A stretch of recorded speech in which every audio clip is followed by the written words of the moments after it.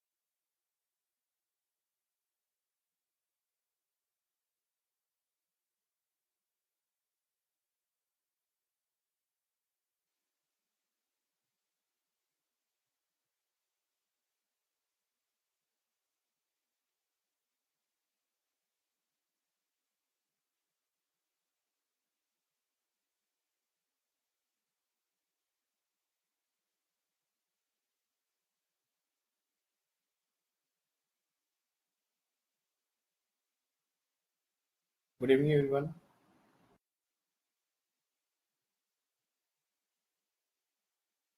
Last class में हम लोग ने यंग्स डबल स्लिट एक्सपेरिमेंट का बेसिक और इंटरफेरेंस के सारे रिजल्ट्स देखे थे। उसमें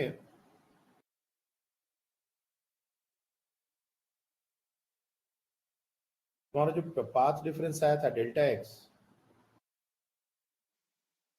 वो आता था डी साइन थीटा। उसको हम अप्रोक्सीमेट करते थे डी टैन थीटा के लिए। तो हमने ये बताया था कि सेकेंड अप्रोक्सीमेशन है जो कि हर समय वैलिड नहीं होगा। हम वैसे क्वेश्चन भी देखेंगे जहां पर डी साइन थीटा को directly D sine theta use करते हैं। लेकिन स्टैंडर्ड रिजल्ट्स, अगर थीटा बहुत छोटा हो नियर बाई सेंट्रल मैक्सिमा, उसके लिए अगर हम डिराइव करें तो tan थीटा हमारा होता था y बाई डी, और यही फॉर्मूला होता था dy बाई डी। यानी कि ये हमारा अगर ये हमारे स्क्रीन है, ये हमारे स्लिट्स हैं, ये सेंट्रल लाइन है,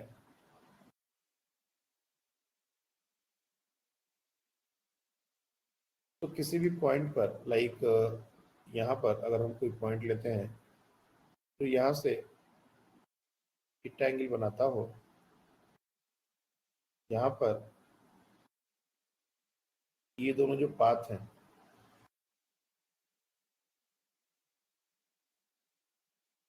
ये डिस्टेंस हमारा है y, और इन दोनों के बीच का पाथ डिफरेंस हमने ये निकाला था डेल्टा x, यही हमारा डेल्टा x है, और ये हमारा D sine theta D D by D. Now for maxima point P,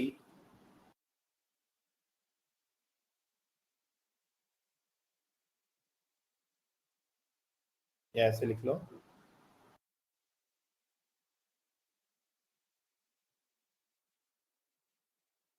for maxima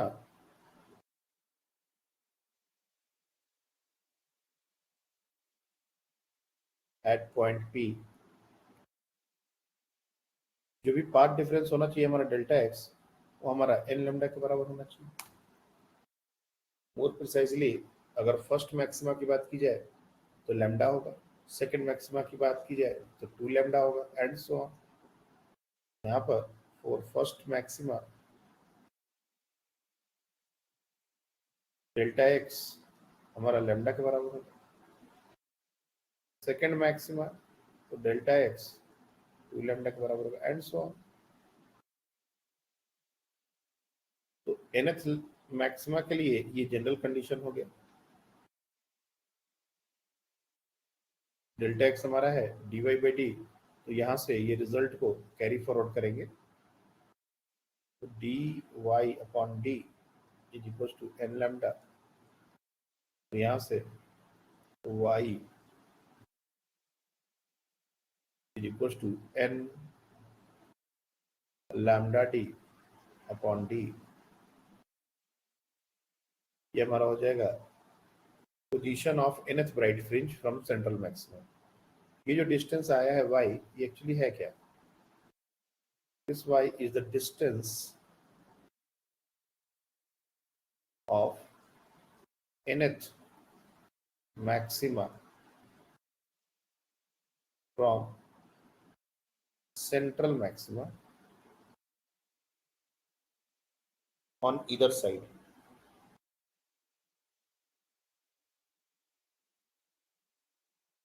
इधर साइड, इसका मतलब ये हुआ ऊपर में भी और नीचे में भी, दोनों तरफ ये बनेंगे। वो डेफिनेटली ये डेल्टा एक्स जो है, जैसे हमने यहाँ पर S1P माइनस S2P किया था, नीचे की तरफ करेंगे तो ये S2P minus S1P minus S2P हो जाएगा। पहले केस में ये S2P माइनस S1P था, बट सिमेट्रिकल डायग्राम बनेगा, सब कुछ सिमेट्रिकल होगा। उस केस में भी तो मतलब जो जैसा पैटर्न हमारा ऊपर की तरफ बन रहा है वैसा ही हमारा मैक्सिमम नीचे की तरफ ही बनेगा। दो कंसेक्यूटिव मैक्सिमा और दो कंसेक्यूटिव मिनिमा के बीच का जो सेपरेशन होता है उसको बोलते हैं फ्रिंज विड्थ। ये जो पैटर्न बनता है, जो कल भी लास्ट आया था, if you see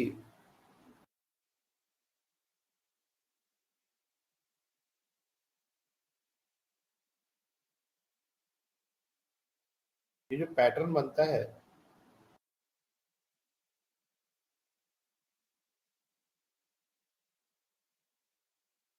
just a minute,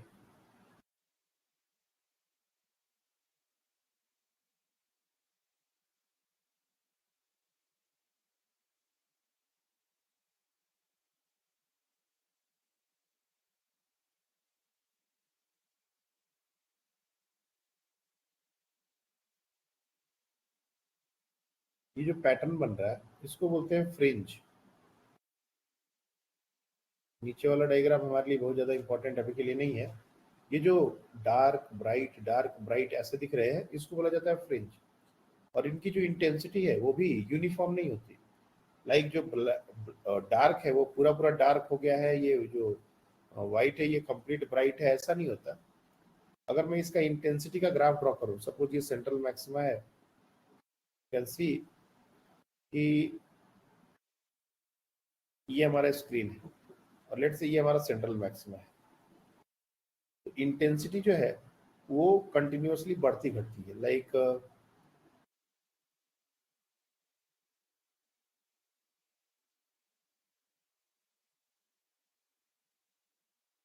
इस तरीके से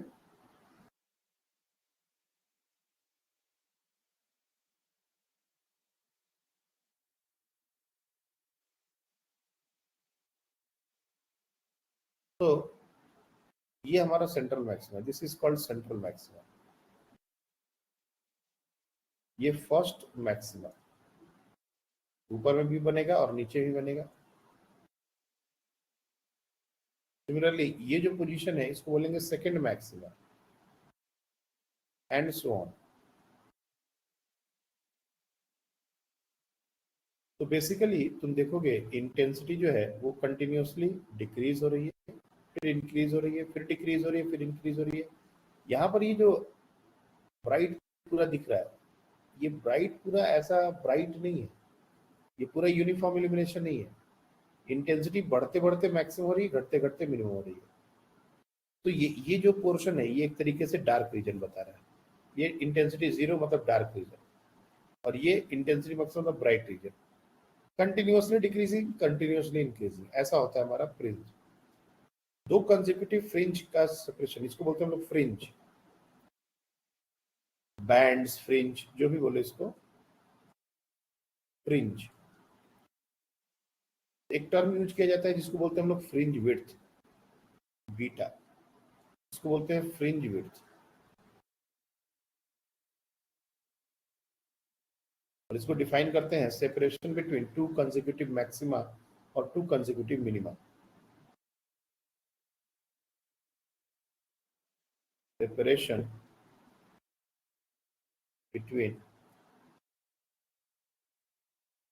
टू consecutive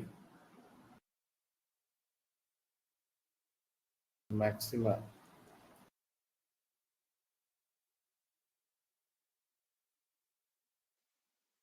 और टू consecutive minima, ये सेपरेशन सेम होता है।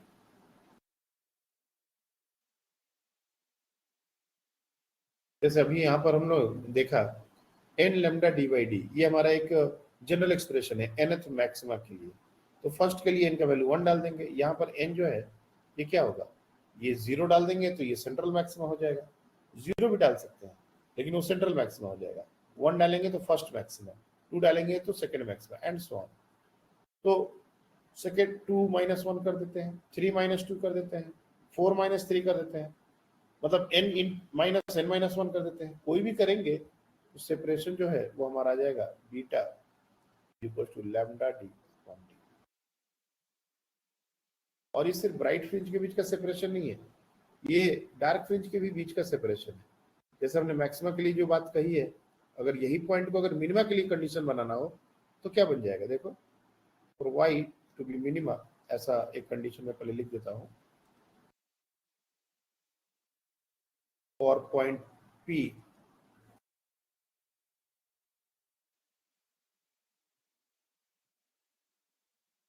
To be minimum,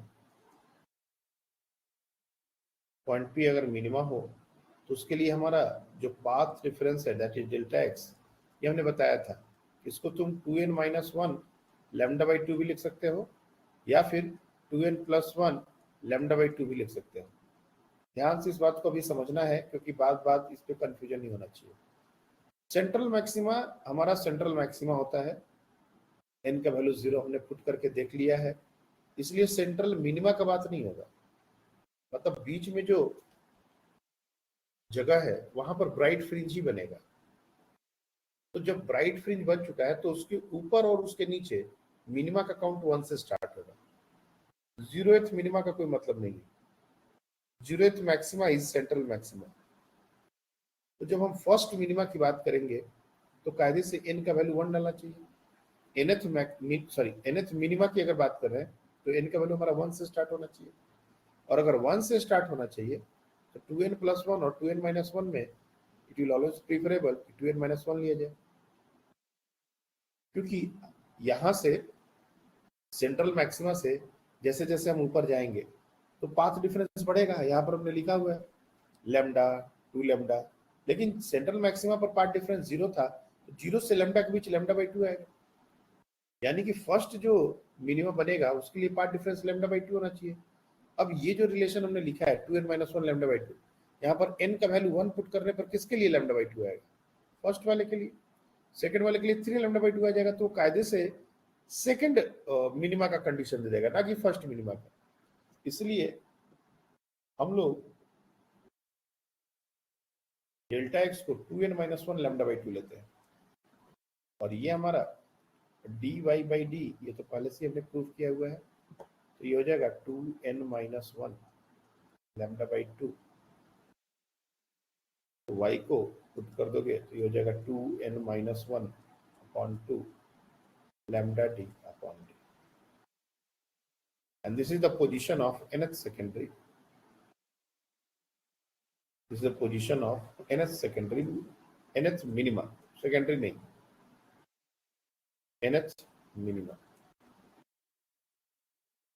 from central maximum.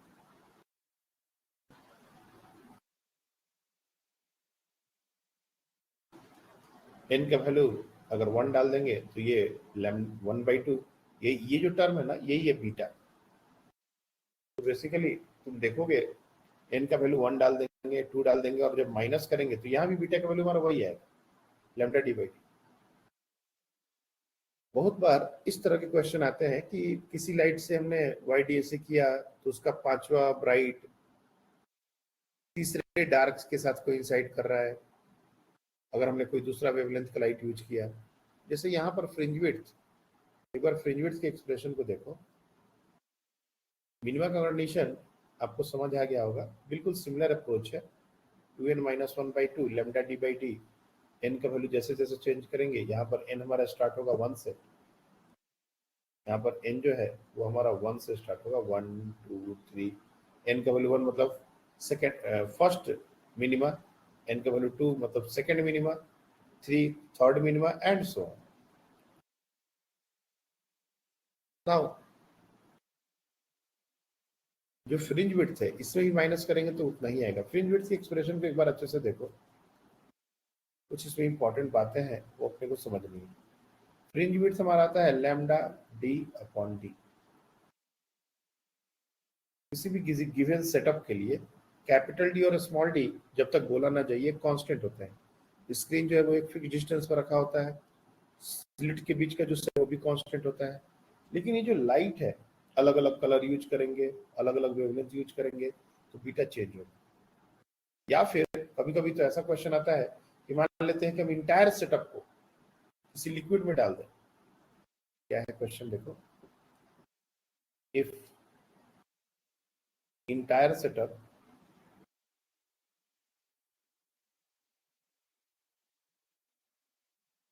of YDSC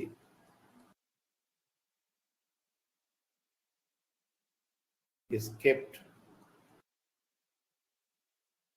inside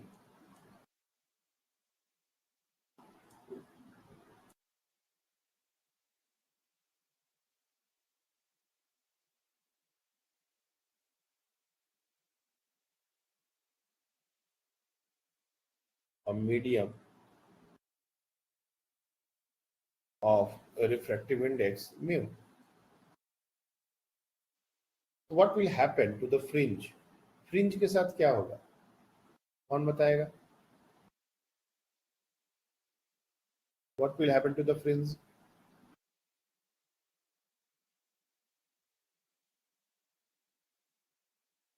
बताइए। Divided by mu. तो फ्रिंज जो बेसिकली क्या होंगे, वो सिकुड़ जाएंगे। जो लैम्डा होता है हमने कहा था लैम्डा और म्यू का कुछ inversely proportional kind of relation है। तो जैसे ही हम मीडियम चेंज करेंगे तो हमारा जो लैम्डा डैश है, now the new lambda in that medium, that is lambda dash is equal to lambda upon mu. Capital D और स्मॉल डी तो सेम ही रहने वाले हैं, तो जो नया हमारा फ्रिंज विड्थ होगा वो रिड्यूस हो जाएगा, that will B lambda D upon mu D, यानी कि बीटा अपॉन म्यू। मतलब हो जाएगा जैसे बन रहा था डार्क ब्राइट तो छोटे हो जाएंगे। और इस पर एक और क्वेश्चन पूछा जा सकता है कि मान लो एक रीजन है स्क्रीन का, एक यहां से यहां तक एक रीजन है और इसमें टोटल 50 फ्रिंज बन रहे थे पहले। जस्ट एक हाइपोथेटिकल सिचुएशन, 50 फ्रिंज बन रहे थे और अगर हमने इसको किसी लिक्विड में डाल दिया जिसका रिफ्रैक्टिव इंडेक्स है 3/2, उस समय कितने फ्रिंज बनेंगे, ऐसा क्वेश्चन होता है। स्टेटमेंट क्या है, if n1 number of fringe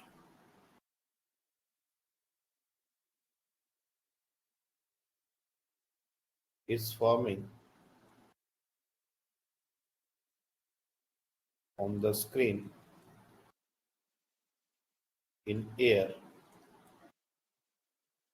and n2 number of fringe is forming in that medium,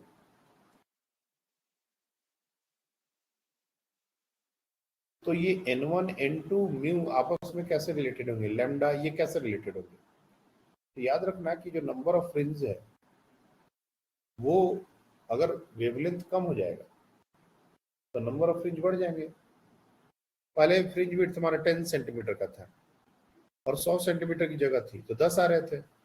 अब फ्रिंज विड्थ हमारा 5 सेंटीमीटर का हो गया, जगह अभी भी 100 सेंटीमीटर का है तो 20 आ जाएंगे, यानी कि वेवलेंथ के कम होने से नंबर ऑफ फ्रिंज बढ़ जाएगी।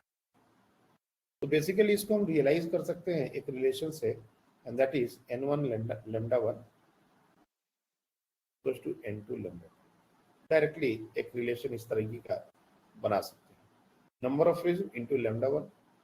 यहाँ से क्या हो जाएगा, n1 by n2 is equals to lambda 2 upon lambda 1।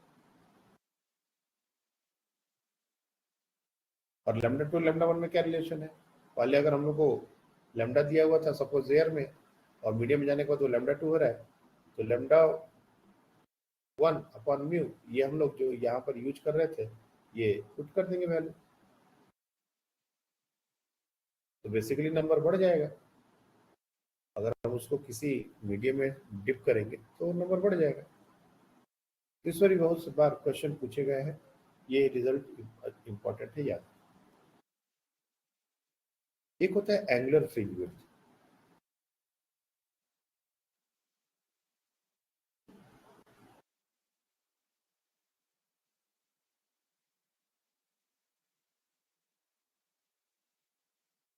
Angular fringe width क्या है, एंगुलर फ्रिंज विड्थ। तो यहाँ पर जैसे तुम लोग स्क्रीन को देखोगे कोई भी फ्रिंज है वो एक एंगल बनाता है। फॉर एग्जाम्पल मैं यहाँ पर ऐसे एक दिखाने की कोशिश करूँ, जैसे मान लो ये हमारा एक स्क्रीन है और ये एक ब्राइट फ्रिंज है और ये एक ब्राइट फ्रिंज है, ये हमारा, ऐसा सोच लो ये हमारा सेंट्रल मैक्सिमा है और ये एक ब्राइट फ्रिंज है, ये एक ब्राइट फ्रिंज है, ये दोनों ब्राइट है। तो ये जो एंगल बनाएगा ये हमारे स्लिट्स है।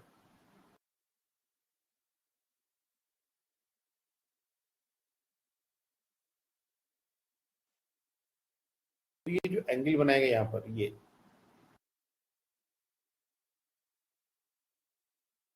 होता है, इसको बोलते हैं angular width, angular fringe width. इसके लिए कोई नोटेशन एज सच नहीं होता, डायरेक्ट क्वेश्चन पूछते हैं एंगुलर फ्रिंज विड्थ। और ये क्या होता है, this is nothing but equals to beta upon D. Beta माना कितना है, lambda D upon D whole divide by capital D, ये हो जाएगा सिंपली लैम्डा अपॉन डी। तो ये भी हमको एंगुलर फ्रिंज विड्थ ये याद होना चाहिए। और क्या क्या क्वेश्चंस इस पार्ट से फ्रिंज विड्थ वगैरह से पूछे जाएंगे? जैसे मैंने कहा कि अभी मीडियम चेंज करने पर हमारा जो वेवलेंथ है वो कम हो जाता है, तो वेवलेंथ कम हो जाता है तो फ्रिंज शिफ्ट हो जाएंगे नीचे की तरफ। जो पहले दूसरा ब्राइट फ्रिंज था वो हमारा पांचवा डार्क फ्रिंज हो सकता है। जैसे एक क्वेश्चन का स्टेटमेंट मैं रफली दे रहा हूं, when a setup of YDSC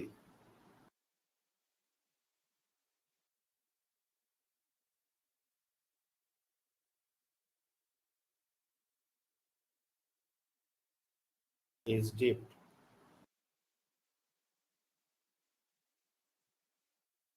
inside a liquid, then position of third maxima in air is occupied or coincide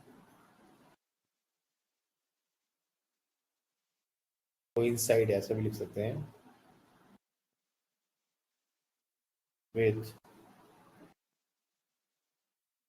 fifth minima in medium. Find the refractive index of medium. Try कीजिए इसको।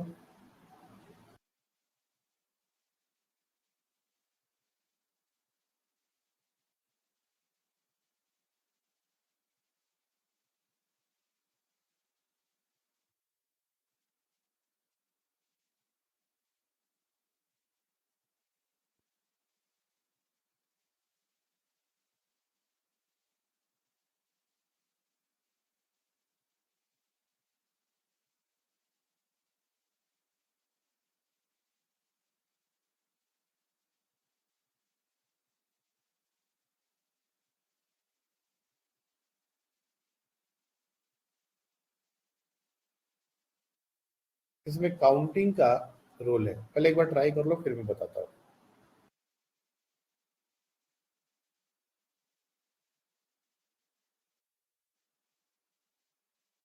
Okay, अब बताइए क्या आया? 3/2. 3/2। Let's see.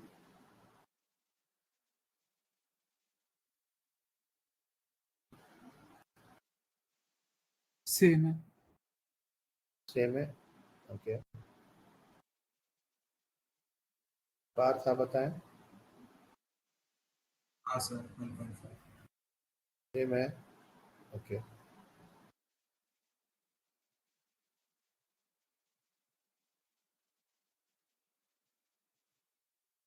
दिशा, तनुश्री, देखो एक counting का question आता है, एक तो है nth वाला जो फॉर्मूला है वो अपन याद कर ले, याद कर लोगे तो भी कोई दिक्कत नहीं है, n की जगह फिफ्थ मिनिमा है तो 5 पुट कर देंगे। लेकिन अपने को ये डायग्राम अगर रफ में हम ड्रॉ कर लेते हैं तो इससे अपने को काफी सहूलियत मिलती है। ये सेंट्रल मैक्सिमा है, ये फर्स्ट मैक्सिमा है, ये सेकेंड मैक्सिमा है, ये थर्ड मैक्सिमा है एंड सो ऑन, ऊपर भी और नीचे भी ये सब मैक्सिमा के पोजीशन है। ये फर्स्ट, ये सेकेंड, ये थर्ड, ये सब मैक्सिमा है। मिनिमा कहाँ होगा? तो मिनिमा होगा यहाँ, सेंट्रल मैक्सिमा के जस्ट ऊपर, यहाँ यहाँ। ये जो डिस्टेंस होता है ये इसको बोलते हैं β/2, half of the fringe width. क्योंकि ये बिल्कुल बीचों बीच होता है। ये पूरा डिस्टेंस हम लोग को दो कंजिक्यूटिव सेंट्रल मैक्सिमा, दो कंजिक्यूटिव मैक्सिमा और दो कंजिक्यूटिव मिनिमा के बीच का सेपरेशन बीटा होता है। तो यहाँ से यहाँ तक ये बीटा है, उसके बीचों बीच हमारा मिनिमा बन रहा है, ये हमारा फर्स्ट मिनिमा है, फर्स्ट मिनिमा। सिमिलरली यहाँ पर सेकंड मिनिमा बन जाएगा, यहाँ थर्ड मिनिमा बन जाएगा, एंड सो ऑन। कोई भी दो कंसेक्यूटिव मैक्सिमा या दो कंसेक्यूटिव मिनिमा के बीच का सेपरेशन बीटा होता है। लेकिन ब्राइट में और डार्क में थोड़ा डिफरेंस होएगा। ब्राइट में अगर तुम सेंट्रल मैक्सिमा, क्योंकि रेफरेंस लाइन हमारा सेंट्रल मैक्सिमा वाला जो लाइन है वही है, तो सेंट्रल मैक्सिमा से अगर फर्स्ट सेकंड थर्ड तो सीधे एन से मल्टीप्लाई कर दो बीटा को। लेकिन अगर मान लो जैसे यहाँ पर फिफ्थ मिनिमा है, फिफ्थ मिनिमा का पोजीशन क्या होगा, तो जो फर्स्ट मिनिमा है वो बीटा बाई 2 डिस्टेंस पर है, और उसके बाद जो सेकेंड थर्ड फोर्थ का आपस में जो सेपरेशन है वो हमारा बीटा है। यानी कि फिफ्थ मिनिमा जो होगा वो 4 बीटा प्लस बीटा बाई 2। पहला मिनिमा बीटा बाई 2 पर है और उसके बाद सब बीटा बीटा डिस्टेंस पर है। तो फिफ्थ मिनिमा का मतलब क्या हुआ, जो 4 मिनिमा होंगे वो 4 बीटा और पहला बीटा बाई 2। तो इसका सेपरेशन, फिफ्थ मिनिमा का जो सेपरेशन होगा वो सेंटर से कितना हो जाएगा, 4 plus beta by 4 plus half beta, यानी कि 9/2 times beta.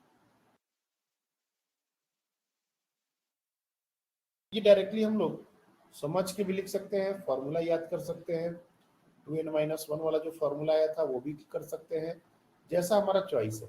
2n-1 beta by 2 जो फॉर्मूला आया था उसमें n का वैल्यू 5 डायरेक्टली ये फॉर्मूला आ जाएगा। लेकिन क्या है, कंफ्यूजन होता है बच्चों को कभी कभी, इसलिए तुम सीधे सीधे देख के सकते हो कि इसमें कोई ज्यादा कंफ्यूजन की बात नहीं है। अब हमने क्या बोला है कि थर्ड मैक्सिमा इन एयर का रिफ्रैक्टिव, एयर का हम लोग बीटा, मतलब फ्रिंज विड्थ को बीटा हम लोग एज्यूम कर रहे हैं, तो मीडियम के फ्रिंज विड्थ को बीटा डैश हम एज्यूम कर लेते हैं, बीटा डैश होगा। तो फिफ्थ जो डार्क फ्रिंज है मीडियम में, उसका क्या हो जाएगा सेपरेशन फ्रॉम सेंट्रल मैक्सिमा, तो 9/2 इंटू बीटा। और थर्ड मैक्सिमा का जो पोजीशन वो क्या होगा, वो 3 बीटा। अब स्क्रीन जो है सेंट्रल मैक्सिमा तो उसी पॉइंट पर बनता है। अगर मान लो कोई ये भी पूछे कि अगर हम किसी YDAC सेटअप को किसी मीडियम में पूरा पूरा शिफ्ट कर दिए, पार्शियली शिफ्ट करेंगे में तो कहानी कुछ और हो सकती है, लेकिन अगर पूरा सेटअप को किसी मीडियम में शिफ्ट कर दिए तब सेंट्रल मैक्सिमा का पोजीशन चेंज नहीं होता है, सेंट्रल मैक्सिमा वही बनता है जहाँ पहले बन रहा था। जब सेंट्रल मैक्सिमा रेफरेंस पॉइंट हमारा वही है और किसी पॉइंट पर पहले जो हमारा 3 बीटा था, अभी वही पॉइंट हमारा 9/2 बीटा डैश हो चुका है, बस इक्वेट कर देना और क्या, ये दोनों तो सेम ही डिस्टेंस को रिप्रेजेंट कर रहे हैं।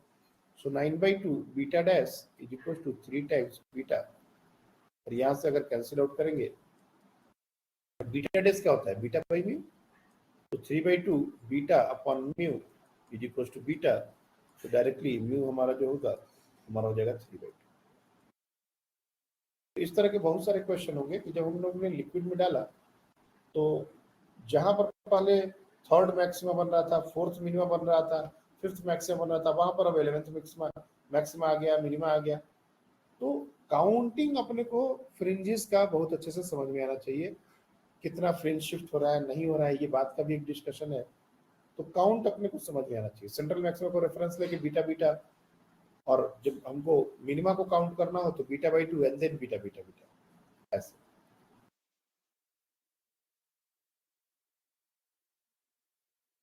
ये बात समझ आ गई, क्लियर है ये। अब बहुत बार ये क्वेश्चन रिपीट किया गया है, देखो कि अगर हम YDAC में किसी एक स्लिट के सामने कंडीशन बनाना चाहते हैं कि for what condition that point is representing A maximum, like जैसे ये हमारा एक सोर्स है, मैं एक स्टैंडर्ड सेटअप बना रहा हूँ प्रॉब्लम के हिसाब से, ये सिमेट्रिकल प्लेसमेंट है,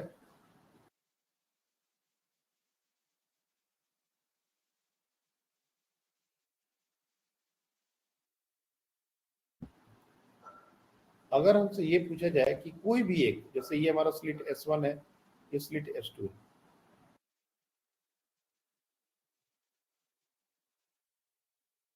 यहाँ पर ये जो पॉइंट है बिल्कुल S1 के सामने, या फिर ऐसा ही एक पॉइंट S2 के सामने भी लिया जा सकता है, ये डार्क होना चाहिए, उसके लिए क्या कंडीशन होगा, या फिर ये ब्राइट होना चाहिए, इसके लिए क्या कंडीशन होगा। तो उसके लिए हम कंडीशन बना सकते हैं। अगेन इस क्वेश्चन का आंसर याद करने की जरूरत नहीं है, हम सिर्फ अप्रोच देखेंगे, उससे हमारा काम हो जाएगा। ये जो हमारा सेपरेशन है D, तो ये जो डिस्टेंस होगा, क्योंकि ये सेंट्रल लाइन है, यहाँ से हो जाएगा D/2। जो पॉइंट के लिए दोनों का पाथ डिफरेंस आता था, if you remember delta x, ये क्या आता था, ये आता था dy/d। अब y का वैल्यू यहाँ पर कितना है, d/2, तो हमारा जो डेल्टा एक्स है हो जाएगा d/d इंटू d/2, यानी कि d²/2d, this is now our path difference. अब वो मैक्सिमा होगा तो इसको n लैम्डा से इक्वेट करेंगे, for maxima at point P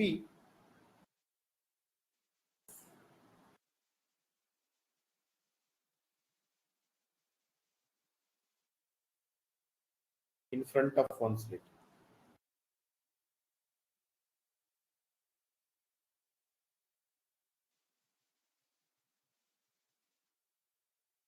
उसके लिए अपने को क्या कंडीशन डालना होगा, delta x equal to n lambda,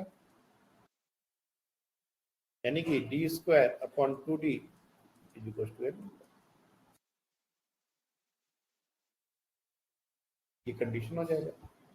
और for minima at point P in front of one slit,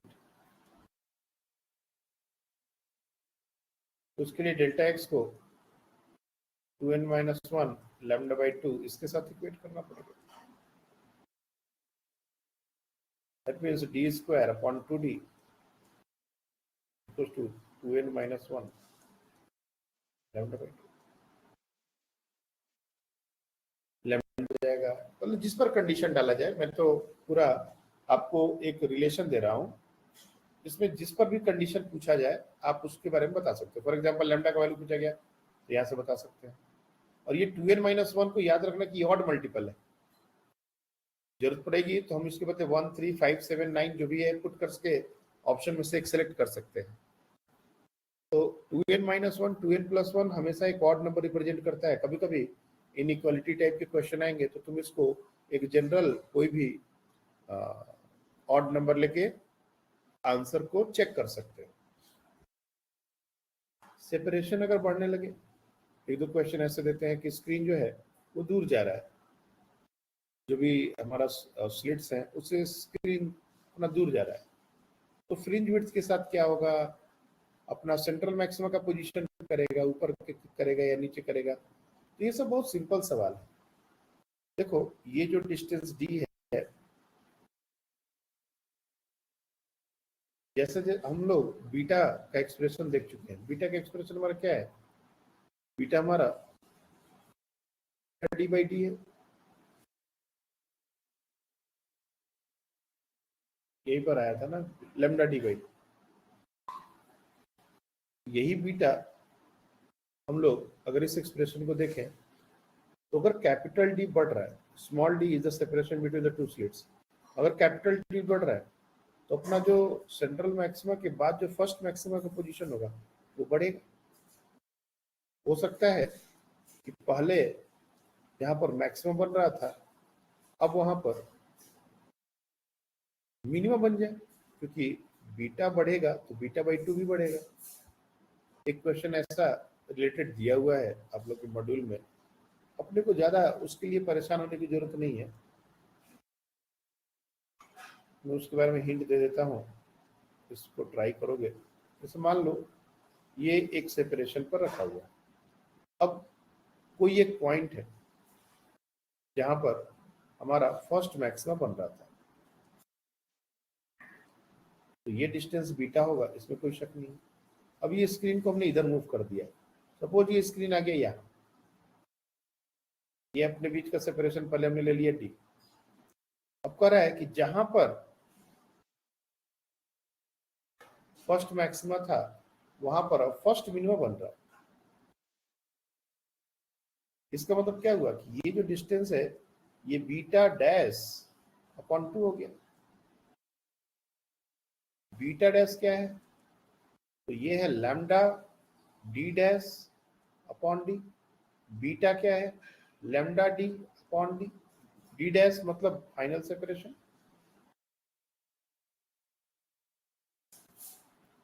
तो अपने को बीटा और बीटा डैश बाई 2 इसको इक्वेट करना पड़ेगा बिकॉज दे आर असाइनिंग, मतलब दोनों एक ही पॉइंट पे रिप्रेजेंट कर रहे हैं तो दोनों के लिए ये इक्वेट करना पड़ेगा। बीटा हमारा लैम्डा डी बाई डी है, lambda D upon D is equal to lambda D dash upon D. तो यहाँ से हमारा एक रिलेशन डी और डी डैश से मिल जाएगा by 2, sorry beta dash by 2 है ना, बाई 2 का टर्म आ जाएगा।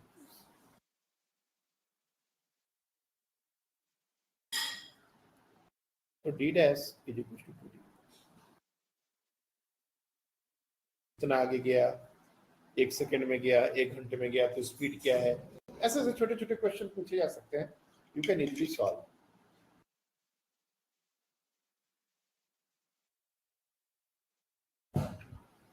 बोलिए। सर पहले जब फर्स्ट मैक्सिमा था तब स्क्रीन पीछे करने पर वहाँ फर्स्ट मिनिमा कैसे बन सकता है? फर्स्ट मिनिमा का पोजीशन फर्स्ट मैक्सिमा से पहले ही होता है ना, देख रहे हो? ये डायग्राम देखो, फर्स्ट मैक्सिमा जो बन रहा है ना, सेंट्रल मैक्सिमा से ये डिस्टेंस होता है बीटा, और फर्स्ट मिनिमा जो बनता है वो होता है बीटा बाई 2। फर्स्ट मिनिमा हमेशा सेंट्रल मैक्सिमा से पहला मिनिमा ही बनेगा, उसके बाद मैक्सिमा बनेगा। जैसे जैसे हम स्क्रीन को दूर लेके जाएंगे तो कैपिटल डी का वैल्यू बढ़ जाएगा ना, तो फ्रिंज विड्थ बढ़ जाएगी तो सेपरेशन बढ़ेगा ना, इसीलिए वहां पर मिनिमा आ जा रहा है। आई बात समझ में? हाँ sir. YDAC generally monochromatic light से किया जाता है। देखो जितने भी कॉन्सेप्ट्स हैं, या तो उन सारे कॉन्सेप्ट्स को मैं एक एक क्वेश्चन देके और टाइम देके सॉल्व करके तुम लोग को बताऊं, नहीं दूसरा तरीका ये है कि मैं तुम लोग को ऐसा कुछ होता है तो इस तरह से अप्रोच करना चाहिए, ऐसा कुछ होता है इस तरह से अप्रोच करना चाहिए। मैं लगभग हर वेराइटी का तुमको एक डेमो, मतलब डेमो टाइप का दे देता हूँ।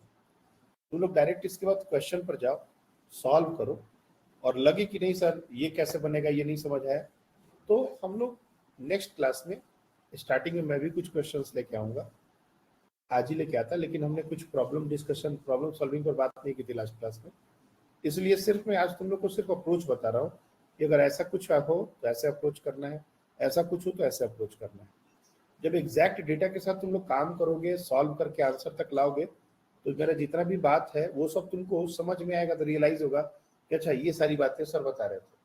हो सकता है कभी कुछ भी कंक्रीट हम सॉल्व नहीं कर रहे हो, सिर्फ तुम लोग को काउंट करना बता दिया, ये ऐसा कुछ होगा तो ऐसा करना है बता दिया, ऐसा कुछ होगा तो ऐसा करना बता दिया। जब क्वेश्चन में ये चीजें कैरी फॉरवर्ड होंगी तब तुमको ये बात वहां पर कंक्लूड होगा। एक इंपॉर्टेंट बात बता रहे थे कि जैसे YDAC में जितने भी अभी तक हमने बात की है सब में मोनोक्रोमेटिक लाइट है, सिंगल वेवलेंथ। कभी कभी ऐसा भी होता है कि दो कलर या दो लैम्डा यूज किए जाते हैं। Basically we a light having two wavelengths, lambda 1 and lambda 2। अब इससे क्या होगा, ध्यान से इस बात को समझना। उसके बाद अगर व्हाइट लाइट को यूज करेंगे तो क्या होगा, जैसे देखो ये एक सेटअप है,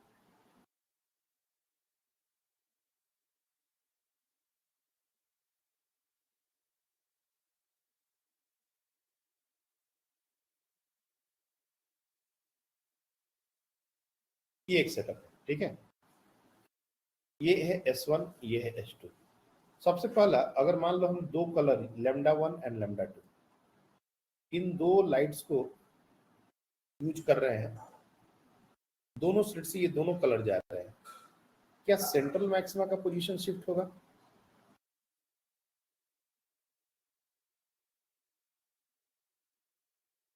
बताइए whether the central maxima is going to shift, yes or no? नहीं। एक बात आपको दिमाग में एकदम गांठ बांध के समझ लेनी है कि सेंट्रल मैक्सिमा वो पॉइंट होता है जिसके लिए पाथ डिफरेंस 0 होता है। ये एक ऐसा पॉइंट होता है जिसके लिए पाथ डिफरेंस 0 होता है। मैं अभी तक सारे पॉइंट सिमेट्रिकल बना रहा हूँ, मतलब बीच से। ऐसा हो सकता है कि बीच में नहीं हो, उसमें क्या होगा, कैसे होगा, वो सब बातें की जा सकती हैं। YDSC के वेरिएशन का कोई लिमिट नहीं है बच्चे। 10-15 वेरिएशन तो मेडिकल में है, तो इंजीनियरिंग में 50 वेरिएशन। तो वेरिएशंस अगर कभी आए, मान लो हमने तुमको 15-20 बता दिया, और बावजूद इसके अगर कोई आता है 21वां, तो बिल्कुल लॉजिकल होके जैसा जैसा हम बोल रहे वैसा वैसा सोचोगे, अपने आप तुम्हारा दिमाग काम करेगा कि हाँ कैसे करना चाहिए। तो मेरे को बताओ, डेल्टा एक्स 0, ये पाथ डिफरेंस 0 जहां पर भी होगा वही सेंट्रल मैक्सिमम को बोला जाता है। चाहे हम लैम्डा वाला लाइट की, लैम्डा 1 वाले लाइट के लिए यूज करें या लैम्डा 2 वाले लाइट के लिए यूज करें, दोनों है।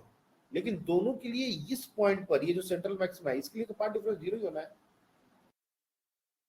तो यहां पर तो दोनों के लिए मैक्सिमम बनेगा ही बनेगा। इंटरेस्टिंग बात यह है कि अगर हम दो कलर छोड़ दो, व्हाइट लाइट को यूज करें, और तब हमसे पूछा जाए कि सेंट्रल मैक्सिमा का कलर क्या होगा, तो सेंट्रल मैक्सिमा व्हाइट ही होगा। क्यों व्हाइट होगा? क्योंकि व्हाइट कलर में जो 7 कलर्स हैं, सबके सारे लैम्डा के लिए, सबके लिए पाथ डिफरेंस यहां पर 0 होगा। बल्कि ये एक वाइवा का क्वेश्चन भी है। एक्सटर्नल जब आता है, बोलता है कि जब मान लो हम एक YDSC कर रहे हैं, और स्क्रीन जो होती है और जो स्लिट होते हैं, उनके बीच का सेपरेशन बहुत ज्यादा दूर होता है, 1 मीटर गैप होता है, और स्लिट्स बहुत छोटे होते हैं। we are not like able to draw a line, जो हम ये लाइन बार बार इतना आसानी से, ये जो लाइन ये ड्रॉ कर रहे हैं, ये लैब में ये लाइन ड्रॉ करना बड़ा मुश्किल होगा। कैसे ड्रॉ करेंगे हवा में? इनके बीच तो हवा है ना, स्क्रीन दीवार पर लगा हुआ है, स्लिट्स हमने यहाँ पर लगाए हैं, तो इसके सेंटर से दीवार पर वो कौन सा पॉइंट होगा जो जाके एकदम बिल्कुल सामने होगा, ये कैसे पता करेंगे? तो ये पता किया जाता है व्हाइट लाइट से। नॉर्मली हमारा YDSC मोनोक्रोमेटिक लाइट के लिए किया जाता है, लेकिन अगर व्हाइट लाइट को तुम यूज कर दोगे, पहले मैं 2 कलर के लिए बताता हूँ, फिर व्हाइट लाइट पर दोबारा आता हूँ। व्हाइट लाइट के लिए भी सेंट्रल मैक्सिमा व्हाइट ही होगा। बाकी का क्या होगा, पहले हम 2 लैम्डा के वाले बात से समझते हैं, फिर वापस व्हाइट लाइट पर आएंगे। अब तुम जैसे फर्स्ट मैक्सिमा बोलते हो, ये फर्स्ट मैक्सिमा, ये सेकंड मैक्सिमा, तो इसके लिए पाथ डिफरेंस डेल्टा एक्स, ये हम लोग लैम्डा लेते हैं, डेल्टा एक्स 2 लैम्डा लेते हैं। Now if the lambda is different, तो दोनों वेव के लिए अलग अलग पाथ डिफरेंसेस के वैल्यूज आएंगे। मतलब ये जो y पर हमने निकाला था कि y पर जो पाथ डिफरेंस था एट ए पॉइंट P, जो पाथ डिफरेंस था dy/d,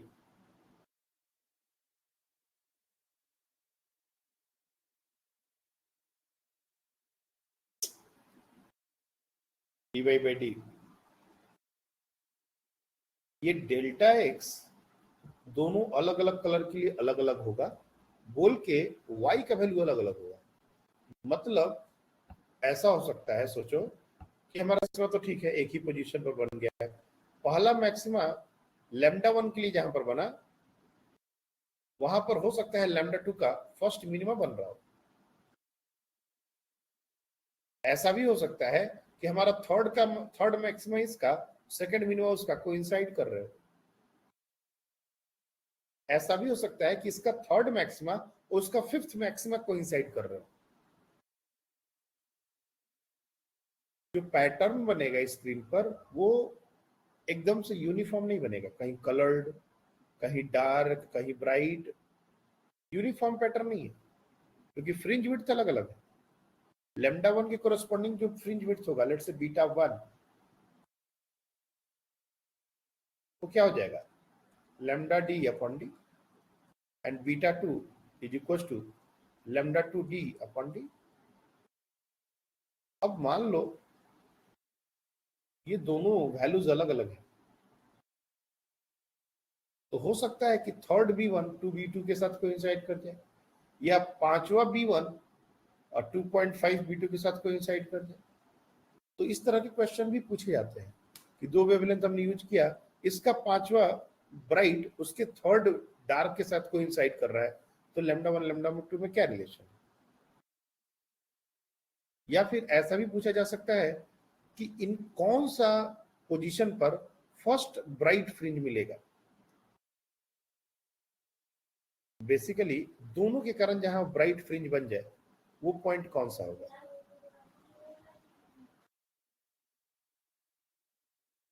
स्क्रीन पर हमारे बहुत सारे पॉइंट्स बन रहा है, एक λ1 के कारण ब्राइट फ्रिंज बन रहा है, एक λ2 के कारण ब्राइट फ्रिंज बन रहा है, लेकिन हमको एक ऐसा पॉइंट चूज करना है, first point from the central maxima, जहां पर दोनों ब्राइट फ्रिंज बना रहे हो।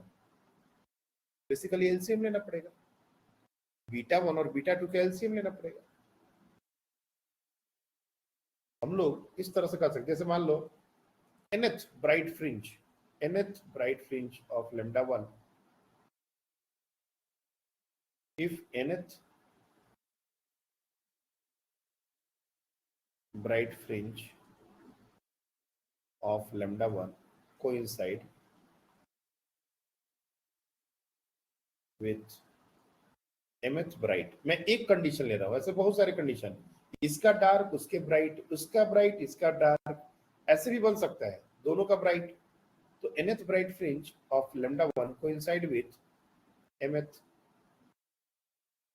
Dark fringe of λ2। ये mth ब्राइट ही कर लो, पहले ब्राइट ही कर लो, उसके बाद इसको डार्क करेंगे, mth ब्राइट ही कर लो, थोड़ा सिंपल रखते हैं। इसका मतलब क्या हुआ, इसका मतलब ये हो जाएगा कि n into β1 is equal to m times β2। n और m में एक रिलेशन मिल जाएगा,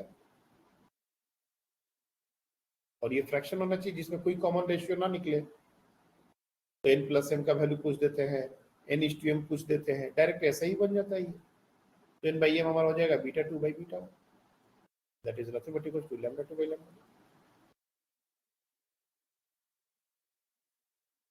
ऐसा भी क्वेश्चन पूछा जा सकता है, दो लाइट यूज किए, कहां पर ऐसा होल करें स्क्रीन में जहां पर इंटेंसिटी, और ऐसा एक पॉइंट जहां पर ये कलर मिसिंग है, सपोज व्हाइट लाइट अपने यूज कर रहे हैं।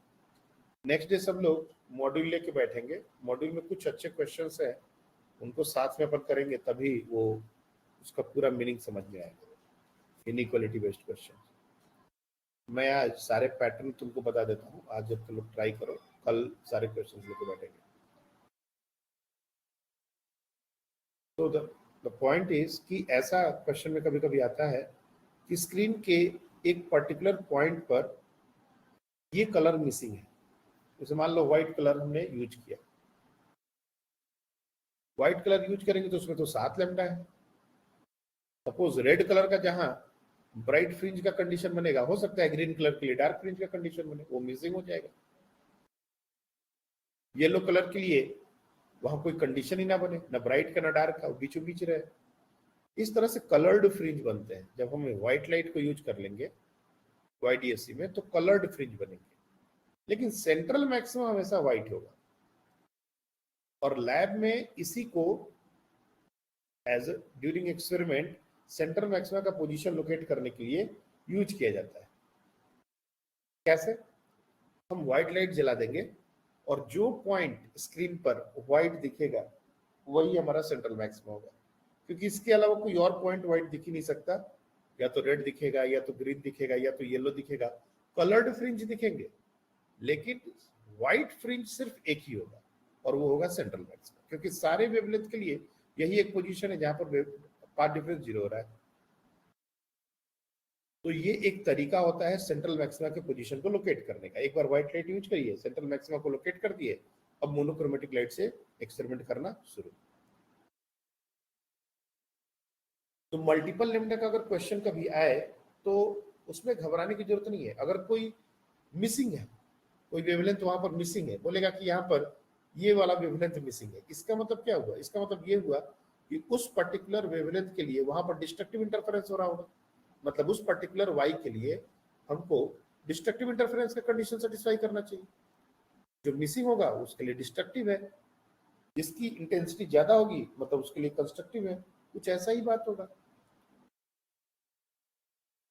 इस तरह के क्वेश्चंस हमारे बनते हैं।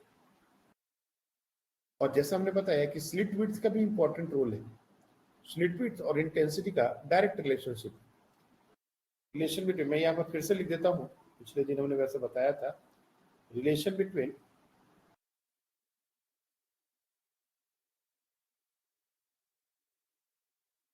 स्लिट विड्थ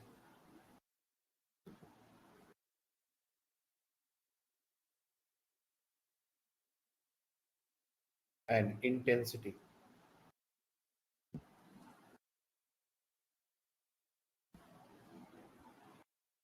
तो intensity is directly proportional to slit width.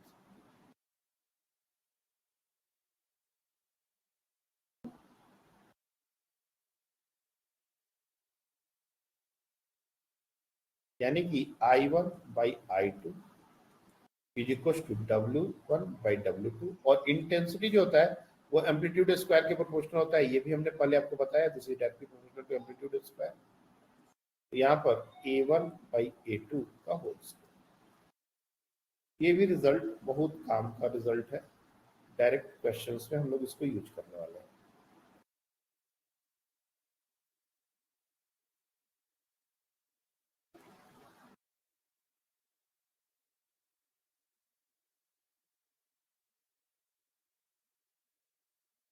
अब जैसे काउंट, कितने ब्राइट फ्रिंज बनेंगे, कितने डार्क फ्रिंज बनेंगे, इस तरह के भी क्वेश्चन पूछे जाते हैं।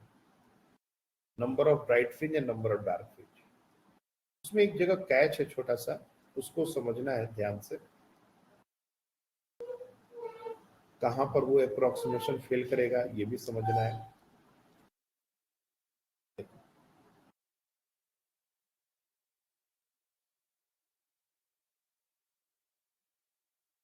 काउंट ऑफ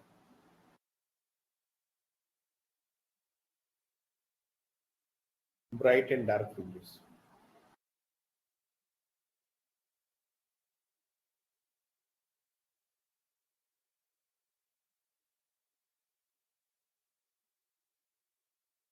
देखो YDSC में हमारा जो पाथ डिफरेंस का एक्सप्रेशन आता है डेल्टा एक्स, ये हमारा आता है डी साइन थीटा। जब हम नंबर ऑफ फ्रिंजेस की बात करेंगे तो इसको टैन थीटा नहीं ले सकते। अब ये थीटा स्मॉल नहीं होगा, क्योंकि आप सोचो ये सेंट्रल मैक्सिमा है। ठीक है, सेंट्रल मैक्सिमा के जो नियर बाई पॉइंट्स हैं वो कम एंगल बनाएंगे, लेकिन अगर ऊपर तक की बात की जाए तो ये तो एंगल छोटा नहीं होगा ना। अगर ये हमारा लाइन है,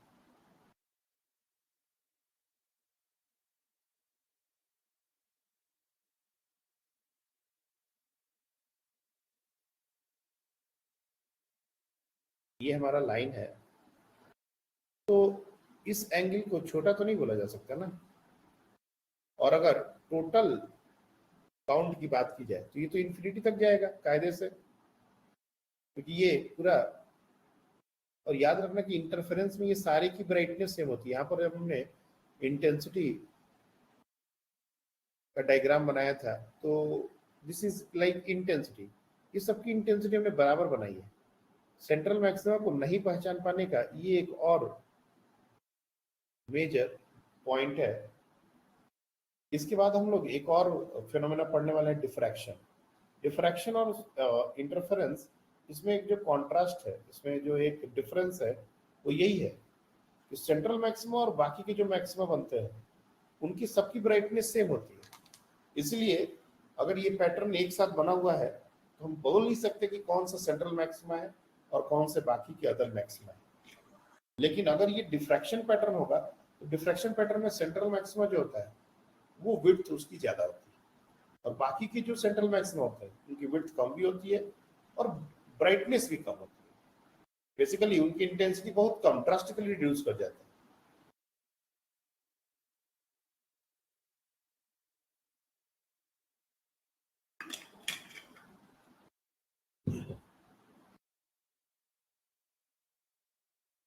तो सारे फ्रिंज सेम इंटेंसिटी के होते हैं, और अगर हम लोग इस तरह से काउंट करने लगे तो बेसिकली हमको डेल्टा एक्स को डी tan थीटा नहीं लेना पड़ेगा, फिर डी साइन थीटा लेना पड़ेगा। और इसको हम लोग मान लो कंस्ट्रक्टिव इंटरफेरेंस के लिए एन लैम्डा के बराबर इक्वेट करते हैं, और maxima d sine theta is equal to n lambda. N क्या हो जाएगा, d sine theta is equal to by lambda. अब इस टर्म को ध्यान से देखो, जो लास्ट मैक्सिमा होगा बेसिकली इनफाइनाइट डिस्टेंस पर, उसके लिए theta nearly equal to 90 degree हो जाए। क्या इस बात से अग्री करते हो कि जो लास्ट मैक्सिमा हमारा बनेगा वो ऑलमोस्ट इन्फिनिटी पर बनेगा, है ना?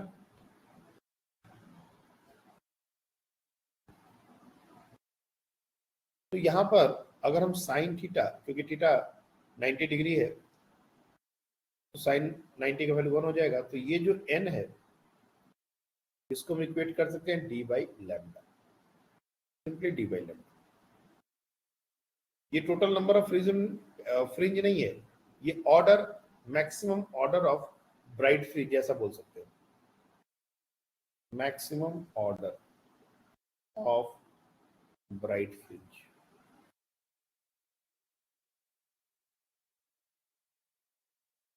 अब यहां पर थोड़ा सा ध्यान देने की जरूरत है।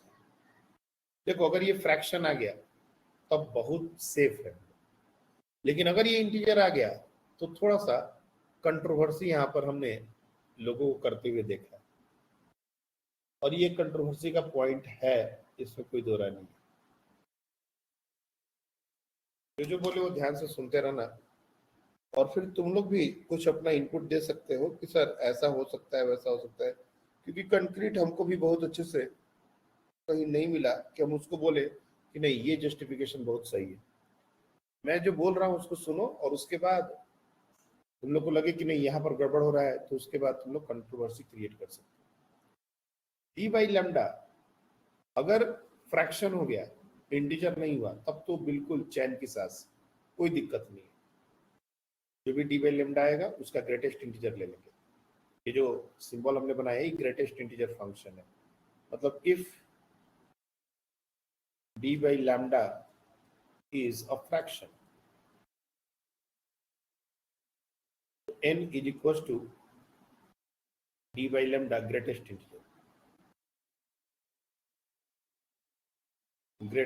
integer function। Greatest integer function में लिखना सिखाया है 4.95 ग्रेटेस्ट इंटीजर 4, 9.88 ग्रेटेस्ट इंटीजर 9, जो नंबर है उससे छोटा जो सबसे बड़ा इंटीजर होगा वही, तो ग्रेटेस्ट इंटीजर निकाल दिए। ये मैक्सिमम ऑर्डर है, टोटल मैक्सिमा कितना बन रहा है ये वो नहीं है। फिर क्या होगा, तो total maxima that will be equals to n, जितना ऊपर बना है उतना ही n नीचे भी बनेगा, तो 2n, और एक सेंट्रल मैक्सिमा भी है +1, ये हो जाएंगे टोटल मैक्सिमा।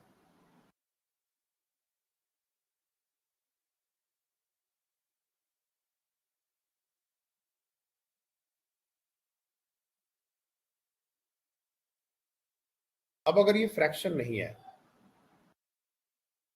इंटीजर आ जाए, तब इंटीजर में भी 2-3 बातें हो सकती हैं, जैसे ये 3, 4, 5, 10 ऐसा है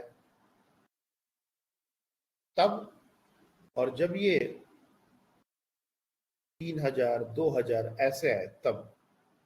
इन दोनों में थोड़ा सा हमको डिफरेंस दिखा है, अलग अलग जगह पर अलग अलग तरीके से ये दोनों बातें लिखी हुई हैं। एक्चुअली होता क्या है इसमें, जो कॉन्फ्लिक्ट है वो क्यों आ रहा है और क्यों आता है, वो ये है कि जो इन्फिनिटी पर हमारा बन रहा है, क्या उसको काउंट करना चाहिए, नहीं काउंट करना चाहिए। तो हम और हमने बहुत जगह मॉड्यूल में भी देखा है, इन्फिनिटी पर जो मैक्सिमम बनता है उसको काउंट नहीं करना होता है, क्योंकि infinite separation is very very far, और वो वेरी फार हम इन्फिनिटी पर कभी जा ही नहीं पाएंगे, तो इसलिए उसको काउंट नहीं करते। तो कभी भी जो हमारा इन्फिनिटी पर बन रहा हो उसको काउंट नहीं करेंगे। जैसे मान लो डी बाई लेमडा अगर आ गया हमारा 5, एक एग्जांपल के साथ में लिखता हूं, if d by lambda is equal to 5, यानी कि 5 लैम्डा, ये जो हमारा पाथ डिफरेंस है, lambda 2 lambda 3 lambda 4 lambda 5 lambda, ये 5 लैम्डा कहाँ होगा? इन्फिनिटी पर होगा। ये कैसे काउंट कर पाएंगे? ये मैक्सिमम थोड़े ना बन पाएगा कभी। इनफाइनाइट डिस्टेंस का कभी कोई स्क्रीन हो सकता है? नहीं। कायदे से ये 5 काउंट नहीं होना चाहिए, तो मतलब 4 काउंट होना चाहिए। 4 तो बनेंगे ना, 4 फाइनाइट डिस्टेंस पर है तो 4 बनेंगे, यानी कि ऊपर में जो मैक्सिमा का जो ऑर्डर होगा वो 4 होगा, नीचे में जो होगा वो 4 होगा, और एक सेंट्रल मैक्सिमा है उसको भी ऐड करेंगे, टोटल हो जाएंगे 9। मतलब अगर डी बाई लेमडा से अगर उसको कैलकुलेट करें तो बेसिकली हम क्या कर रहे हैं, 5 माइनस 1 इंटू 2 प्लस 1, तो दिस इज 8 प्लस 1 9। या फिर तुम सीधे सीधे n अगर निकाल रहे हो तो 2n माइनस 1 कर दो, उससे भी आ जाएगा। डायरेक्टली ये जो फॉर्मूला हमने निकाला है, अगर इसको मैं डी बाई लेमडा को n या m कुछ इस तरह से डिनोट कर दूं, तो 2n माइनस 1 करके हम number of bright fringe total कितना है वो निकाल सकते हैं। लेकिन अगर यही हमारा 3000 या 2000 वैल्यू आ जाए, डी बाई लेमडा जैसे मान लो किसी ने निकाला और इसका वैल्यू आ गया लेट से 1000, तब इस सिचुएशन में टोटल नंबर ऑफ, ये हमारा टोटल नंबर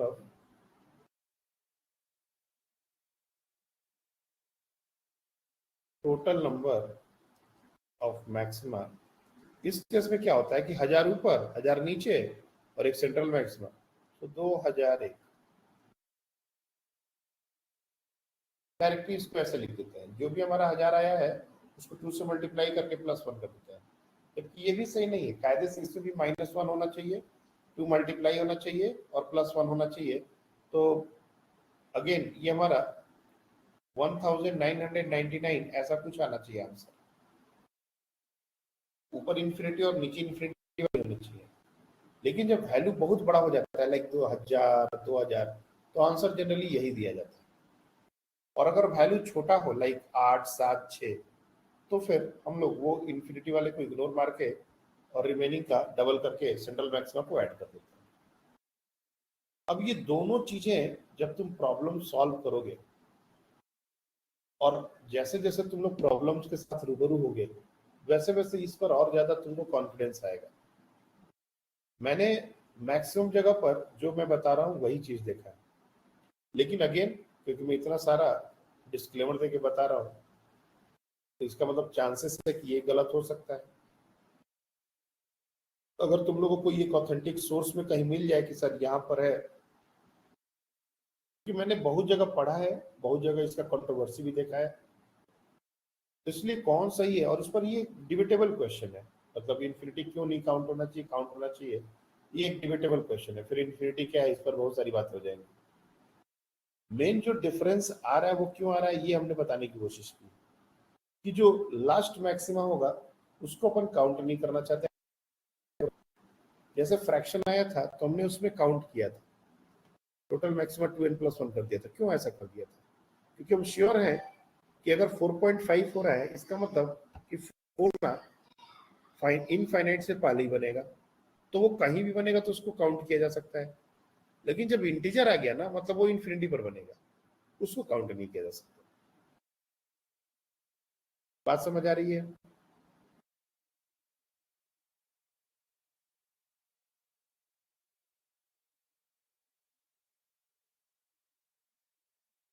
ये पॉइंट समझ आया?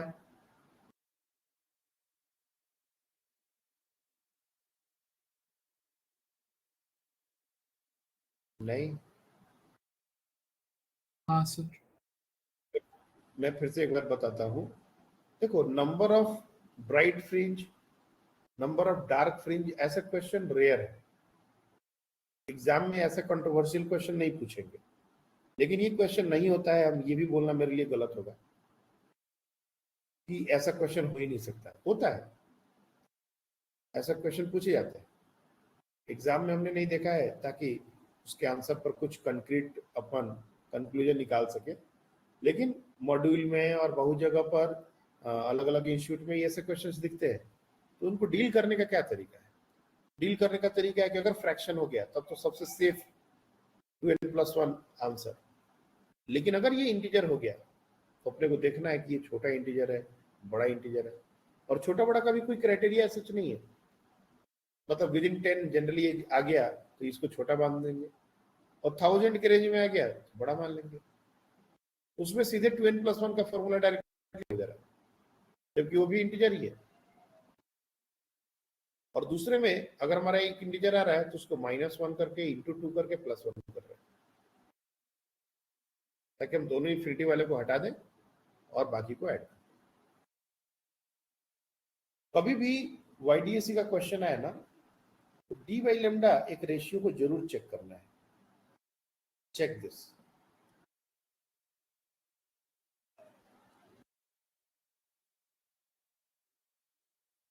अगर ये रेशियो कंपेरेबल है, मतलब d/λ कंपेरेबल है, तब वो जो d sin थीटा, इसको जो d tan थीटा लेने का बात हमने कहा था, अगर ये d/λ कंपेरेबल होगा तो ये नहीं हो पाएगा, ये रॉन्ग हो जाएगा। और अगर ये d/λ 1000, मतलब बहुत ज्यादा वैल्यू का बात हो रहा है, तो ये d sin theta d tan theta के बराबर इक्वेट कर लेते। जैसे कभी कभी क्या कहता है, बोलता है कि थर्ड ब्राइट फ्रिंज का एंगुलर पोजीशन बताइए। अब बच्चा d/λ का वैल्यू मान लो 5, जैसे d जो हमारा दिया हुआ वो दिया हुआ 5 लैम्डा, लेट्स अज्यूम दिस। मैंने तो ऐसा 5 लिख दिया है। वैसे ये वैल्यू में देगा मिलीमीटर, लैम्डा का भी वैल्यू दे देगा नैनोमीटर में, डी का वैल्यू दे देगा मिलीमीटर में। और अगर हम देखेंगे दोनों के बीच में रिलेशन, तो कुछ ऐसा एक कॉमन इंटीजर थोड़ा सा कम वैल्यू का मिल जाएगा। अब डी हमारा 5 लैम्डा के बराबर है। अब बोलेगा position, angular position of third maximum, angular position of third maximum. अब तुम खुद चेक करो, खुद समझो, इसमें d इक्वल टू 5 लैम्डा है, मतलब 5वां लैम्डा तक तो वो इन्फिनिटी पहुंच जाएगा। तो चौथा लैम्डा का पाथ डिफरेंस कितना दूर पर होगा? और ये थर्ड मैक्सिमा की बात हो रही है, तो ये सेंट्रल मैक्सिमा से तो बिल्कुल भी नजदीक नहीं हो सकता। और जब सेंट्रल मैक्सिमा से नजदीक नहीं हो सकता, तो डेल्टा एक्स को d tan थीटा लेना गुनाह है। इसका मतलब कि इस क्वेश्चन में क्वेश्चन करने वाला हमसे यही बोल रहा है कि तुम d sin थीटा लो, ना कि d tan थीटा। अगर ये हमारा थर्ड मैक्सिमा का पोजीशन है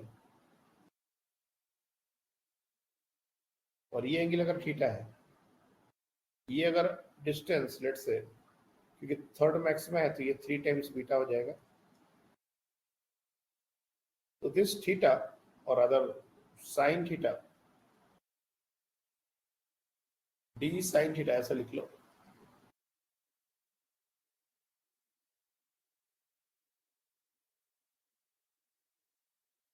D sine theta is equal to 3 lambda, तो sine theta is equal to 3 lambda upon D, theta is equal to sign.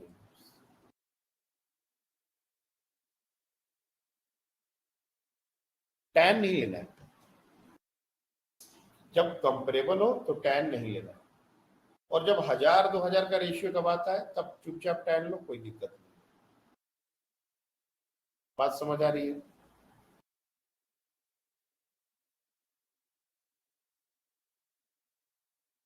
अभी तक के जितने भी वेरिएशंस हैं, जो भी छोटे छोटे चेंजेस हमने किए हैं, YDSC में ऐसा हुआ तो क्या करेंगे, ऐसा हुआ तो क्या करेंगे, आई होप ये सारी बातें समझ आ रही होंगी। एक लास्ट पॉइंट तुम लोग को आज बता के छोड़ते हैं। कल हर पॉइंट पर क्वेश्चन करेंगे और मॉड्यूल के ही क्वेश्चन हम लेके आएंगे। कुछ क्वेश्चंस आपके बहुत अच्छे हैं। अगर हम किसी भी स्लिट के आगे एक माइका शीट या एक स्लैब, माइका शीट बोलो स्लैब बोलो, इंसर्ट कर देते हैं तो क्या होगा। जैसे ये हमारा एक सोर्स है और ये हमने सिमेट्रिकली प्लेस किया हुआ है।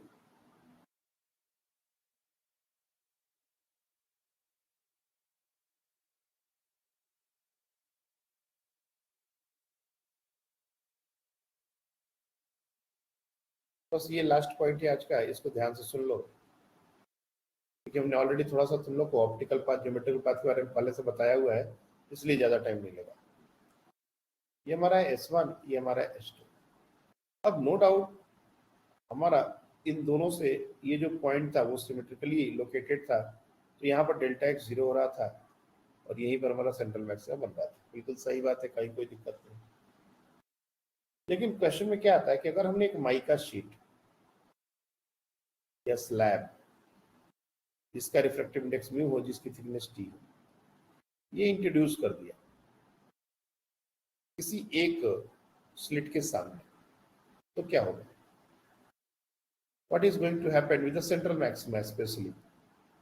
सेंट्रल मैक्सिमा वही रहेगा या शिफ्ट कर जाएगा या शिफ्ट नहीं करेगा, नीचे कर जाएगा, ऊपर कर जाएगा? क्या कमेंट करेंगे, क्यों करेंगे, ये सारी बातें देखो। इसका जो अंडरस्टैंडिंग है वो तो हम बताने ही वाले हैं, लेकिन मैं पहले आंसर इसलिए बता दे रहा हूँ कि मान लो तुमको सारा एक्सप्लेनेशन अगर पढ़ने ना पड़े तो फिर भी कम से कम जो शॉर्टकट्स हैं, जो चीजें तुम लोग लाइक माइंड में हमेशा के लिए बैठा सकते हो। देखो, जब भी स्लिट इंसर्ट करेंगे तो सेंट्रल मैक्सिमा का पोजीशन सेम नहीं रहेगा, सेंट्रल मैक्सिमा का पोजीशन चेंज होगा। क्यों होगा? We will come to that. दूसरी बात, अब सेंट्रल मैक्सिमा का पोजीशन चेंज होगा तो दो ही बातें हो सकती है, या तो सेंट्रल मैक्सिमा ऊपर जाएगा या नीचे जाएगा। अगर उस पोजीशन पर नहीं रहा तो ऊपर या नीचे में कहीं बात होगी जाने की। एक बात याद रखना, जिधर हम स्लैब लगाते हैं, हमने ऊपर लगाया है तो सेंट्रल मैक्सिमा ऊपर शिफ्ट करेगा।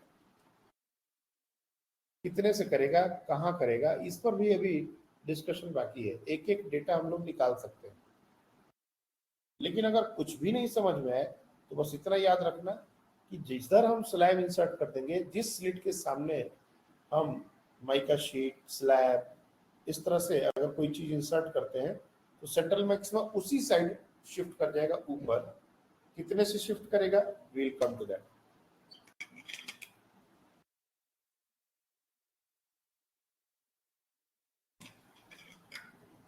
अब बात आती है इसके पीछे का रीजन, तो ऐसा होता है। कोई बता सकता है, एनीवन इन दिस क्लास, क्यों ऐसा होता है कि जिधर शीट हमने इंसर्ट किया उधर ही शिफ्ट हो रहा है?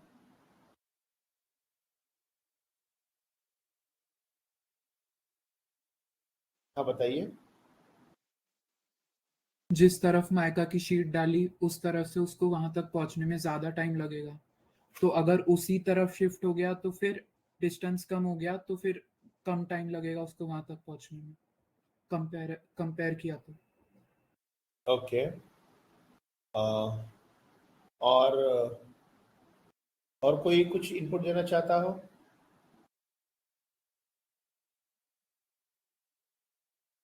देखो, इसमें अब यहीं पर एक्चुअली ऑप्टिकल पाथ और ज्योमेट्रिकल पाथ का फर्क समझ में आता है। कायदे से एक डिस्टेंस है x और इस डिस्टेंस को कवर करने में एयर ने 2 साइकिल स्पेंड किए, और यही एक मीडियम में x डिस्टेंस है जिसको कवर करने में वेव ने 2.5 साइकिल कंप्लीट किए। ऐसा दो ही हो गया ना, ले 2.5। ऐसा डिस्टेंस सेम है वेवलेंथ कम हो गया तो नंबर ऑफ साइकिल्स बढ़ गए, और ये हाफ साइकिल एक एक्स्ट्रा पाथ क्रिएट कर रहा है। ये जो मीडियम हमने एक्स डिस्टेंस लिया है, कायदे से ये जो लाइट वेव है इसके लिए एक एक्स्ट्रा पाथ क्रिएट कर रहा है। अगर वो एयर में जाता तो सिर्फ 2 लैम्डा डिस्टेंस कवर कर रहा होता। और कंस्ट्रक्टिव इंटरफेरेंस और डिस्ट्रक्टिव इंटरफेरेंस ये तभी होता है जब सेम फेज में वो ओवरलैप करे। अगर हमने एक वेव को पाई से आगे शिफ्ट कर दिया या λ/2 से आगे शिफ्ट कर दिया, तो जहां पर कंस्ट्रक्टिव इंटरफेरेंस होना तो वहां डिस्ट्रक्टिव इंटरफेरेंस हो जाएगा। यानी कि अगर हम कोई भी मीडियम इंट्रोड्यूस कर देते हैं तो लाइट की जो एक्चुअल पाथ लेंथ थी वो बढ़ जाती है। वेवलेंथ कम होने की वजह से उसके साइकिल्स बढ़ जाते हैं और अल्टीमेटली हमारा पाथ लेंथ बढ़ जाता है। अब हमने बताया था कि अगर कोई डिस्टेंस है एयर में x और मीडियम में है, तो मीडियम का रिफ्रैक्टिव इंडेक्स है म्यू, तो उसमें जो ऑप्टिकल पाथ होगा वो हो जाता है म्यू टाइम्स x। हमने जब स्लैब इंट्रोड्यूस किया तो वो डिस्टेंस एक्चुअली कितना है t, और मीडियम में जो एक्चुअल पाथ, जब वो स्लैब नहीं था तो लाइट रे को t डिस्टेंस कवर करना पड़ता था। अब स्लैब इंट्रोड्यूस करने से एक्चुअली वो म्यू टी डिस्टेंस कवर कर रहा है, मतलब पहले से ज्यादा कर रहा है। पहले S1 और S2 में सेंट्रल मैक्सिमा पर पाथ डिफरेंस 0 होता था, लेकिन जैसे ही हमने एक माइका शीट या स्लैब इंट्रोड्यूस किया, अब लाइट रे को एक्स्ट्रा पाथ मिल गया। अब उस एक्स्ट्रा पाथ को 0 करने के लिए S2 को बड़ा होना पड़ेगा। S2 बड़ा कब होगा? जब सेंट्रल मैक्सिमा ऊपर की तरफ जाए। S1 ऑलरेडी स्लैब इंसर्ट करने से उसका पाथ लेंथ बढ़ चुका है। कितने से बढ़ा है? तो we know if x is geometrical path length,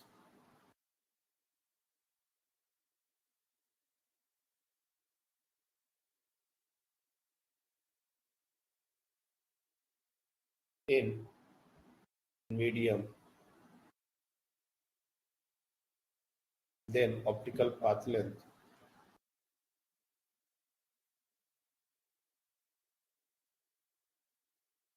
mu times x। तो ये जो t था ना, ये म्यू टाइम्स t हो गया उस वेव के लिए जो S1 के थ्रू निकल रही थी और वो जो माइका से पास कर रही थी, तो उसका बेसिकली पाथ लेंथ बढ़ गया। उसका जो पाथ था उसने बढ़ा दिया। कितने से बढ़ा दिया? Increased in path length.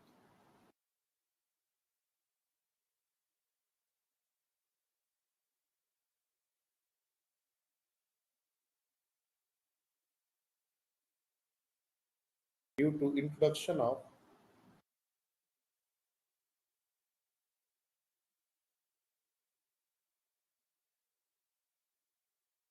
Slab, तो mu T minus T, mu minus 1 into T, इतने से पाथ डिस्टेंस बढ़ चुका है। अब S2 को बढ़ाना है तो ऊपर शिफ्ट करना पड़ेगा। लेट से हमने शिफ्ट करके P पॉइंट पर शिफ्ट कर दिया।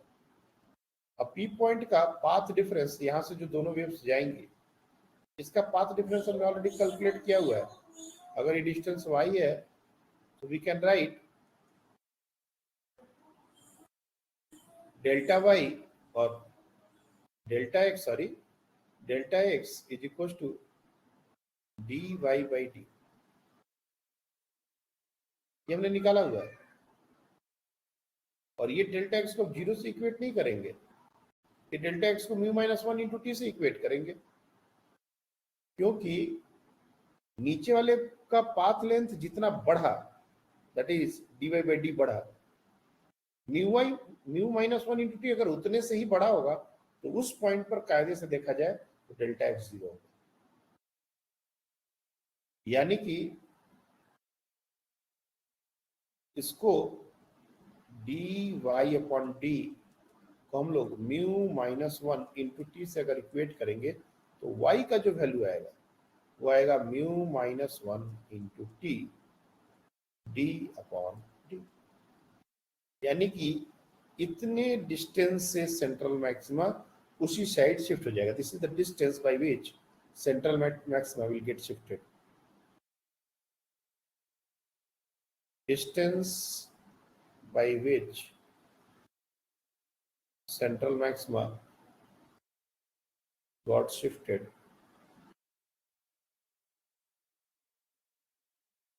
on the same side of slab.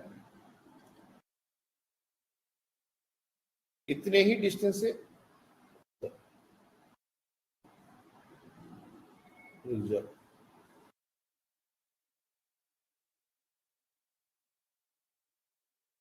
Slab, उतने ही डिस्टेंस से वो ऊपर की तरफ शिफ्ट कर जाएगा. अगर ये स्लैब नीचे इंट्रोड्यूस करते तो नीचे की तरफ शिफ्ट हो जाता. क्यों शिफ्ट हुआ, कितने से शिफ्ट हुआ, कितने फ्रिंज से शिफ्ट हुआ, ये भी निकाल सकते हैं. क्वेश्चन ऐसा भी हो सकता है कि मान लेते हैं हमने स्लैब जब इंट्रोड्यूस नहीं किया था तो जहां पर फोर्थ ब्राइट फ्रिंज बन रहा था, जब हमने स्लैब इंसर्ट किया वहीं पर सेंट्रल मैक्सिमा शिफ्ट हो गया. यानी और ध्यान से देखना इस बात को. हाँ, इंट्रोडक्शन ऑफ स्लैब, स्लैब को हमने इंट्रोड्यूस किया तो इससे बीटा चेंज नहीं होगा. Beta is not going to get affect. हमारा जो पहले बिना स्लैब के जो बीटा मतलब फ्रिंज वेट जो भी था वही फ्रिंज वेट बाद में भी रहना है, लेकिन सेंट्रल मैक्सिमा जो जहां पर था वहां से ऊपर की तरफ शिफ्ट हो जाएगा. और अब वो कहां जाके कहां पहुंचेगा, y डिस्टेंस पर, और y का वैल्यू में -1 इंटू टी. अब हो सकता है जब हमने स्लिट के सामने स्लैब नहीं डाला था उस समय ये सेंट्रल मैक्सिमा, ये फर्स्ट मैक्सिमा, ये सेकंड मैक्सिमा, ऐसा थर्ड फोर्थ ऐसा. अब मान लो बोला कि थर्ड मैक्सिमा पर शिफ्ट हो गया, यानी कि ये 3 बीटा से ऊपर शिफ्ट हुआ है. हमको कितने से शिफ्ट हुआ ये तो हमको पता है. ये जो y है, अगर ऐसा सिचुएशन हुआ तो इसको इक्वेट कर देंगे 3 बीटा से, that is 3 lambda D upon D. तो क्लियरली अपने को या तो थिकनेस ऑफ द स्लैब निकालने होता है, रिफ्रैक्टिव इंडेक्स ऑफ स्लैब निकालने होता है, तो हम इजीली इसको निकाल सकते हैं. D by D cancel out हो जाएगा और डायरेक्टली हम वहां से लैम्डा गिवन होगा तो हम स्लैब की थिकनेस, रिफ्रैक्टिव इंडेक्स वगैरह वगैरह निकाल सकते हैं. ऐसा भी हो सकता है कि दोनों स्लिट के सामने स्लैब इंट्रोड्यूस कर दिया जाए, एक के कारण ऊपर शिफ्ट करेगा, एक के कारण नीचे शिफ्ट करेगा.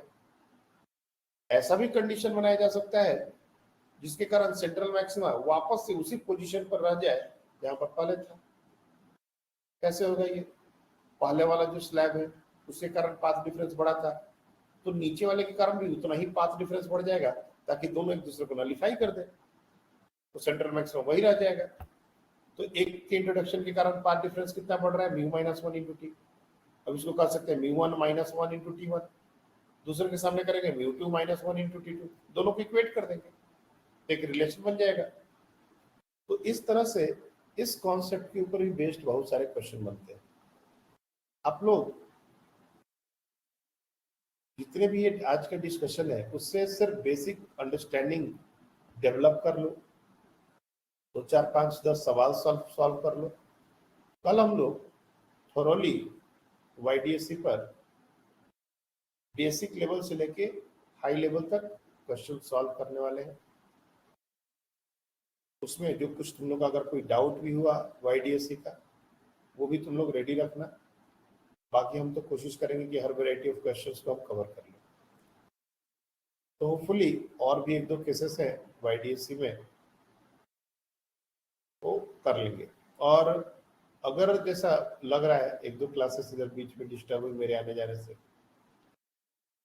तो अगर तुम लोग राजी होगे सो 9 से अपन 10:30 जो क्लास रखते हैं उसको हाफ एन आवर एक्सटेंड कर सकते हैं, नॉट टुडे, फ्रॉम टुमारो। जब तक ये तुम लोग का 1 तारीख तक टेस्ट नहीं होता, we can extend this class up to 11।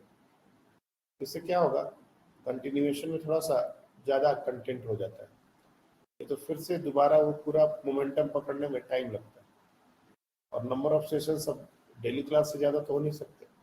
इसलिए अगर तुम लोग जैसा कहोगे वैसा अकॉर्डिंगली करेंगे। ये जो 10:30 तक का सेशन इसको 11 तक करते हैं। तो सर 29 तारीख के अलावा बाकी दिन रख सकते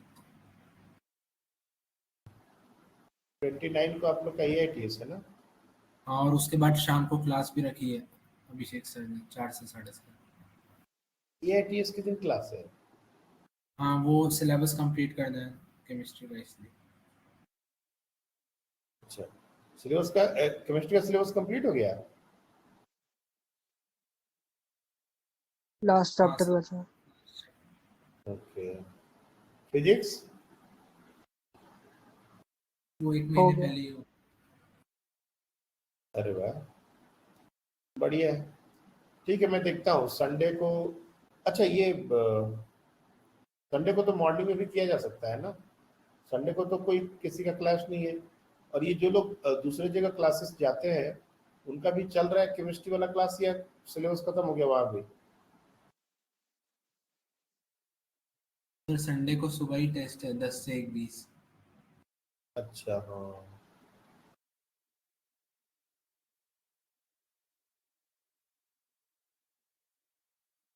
ठीक है, कुछ ना कुछ तो करते हैं। चलिए।